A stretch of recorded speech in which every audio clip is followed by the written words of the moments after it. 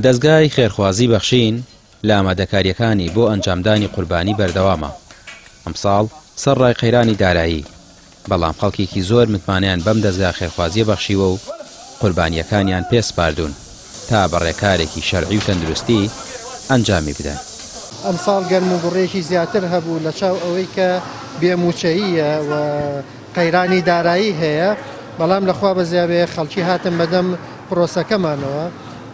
ئێمە ئەمساڵ لە ناوخۆی کوردستانە لەسەر دەم شار و شارۆچکەکانە قوربانیمان هەیە، لە کیشوەری ئەفریقا لە چەندین وڵات ئەمساڵ قوربانی ئەەکەینەوە، بۆ لێ قەوماوانی غەزە قوربانیمان هەیە ئەمساڵ، و بە خۆشحاڵیەوە ئەمساڵ توانیمان قوربانی بۆ کوردانی ڕۆژهەڵاتیش بکەین. داتای ئەمساڵمان سوپاس بۆخوا لە 2000 تێپەڕیوە ئەوەی کە قوربانی کردووە لە ڕێی دەستگای خێرخوازی بەخشینەوە، سوپاسیان ئەەکەین.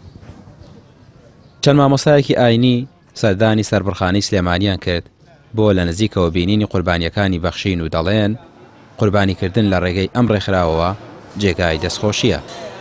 دیارە ئیمانداران، مسلمانان، خێرخوازان، پیاوچاکان، چاکەخوازان کە هاتوون متمانەیان بە دەستگای خێرخوازی بەخشین بەخشیوە، کۆمەڵێ حیواناتیان داوەتە دەست ئەم برا بەڕێزانە و لە کوشتارگەی سلێمانی ئەم برایانە هەستاون بە سەربڕینیان بە شێوازێکی شەرعی و بە شێوازێکی تەندروست بە لەژێر چاودێری دکتۆرە بەڕێزەکان و بە شێوازێکی جوان و بەو شێوازێک کە ئێمە سەرنجماندا الحەمدوللا بە ناوی خوا بسم الله الله ئەکبەر اللهم منك ولەکە ئابۆ شێوازە سەریان بڕیون و تەوزیعیشی ئەکەن بەسەر فەقیر و هەژارەکانی وڵاتەکەمانە.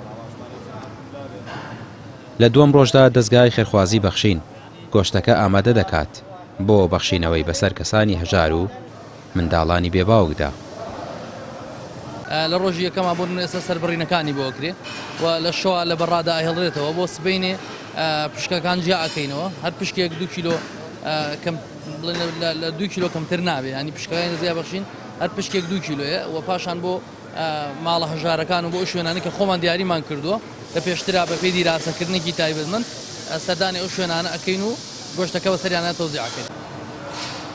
ئەمساڵ بە پێی زانیاریەکان بە هەرێمی کوردستان و ئەفریقیا و غەزەوە نزیکەی 2000 سەر ئاژەڵی ورد و گەورە لە ڕێگای دەستگای بەخشینەوە دەکرێنە قوربانی. جگە لەوەش لە ڕۆژهەڵاتی کوردستانیش قوربانی ئەنجام دەدرێت. تا 4ەم ڕۆژیش ئامارەکان زیاتر دەبن.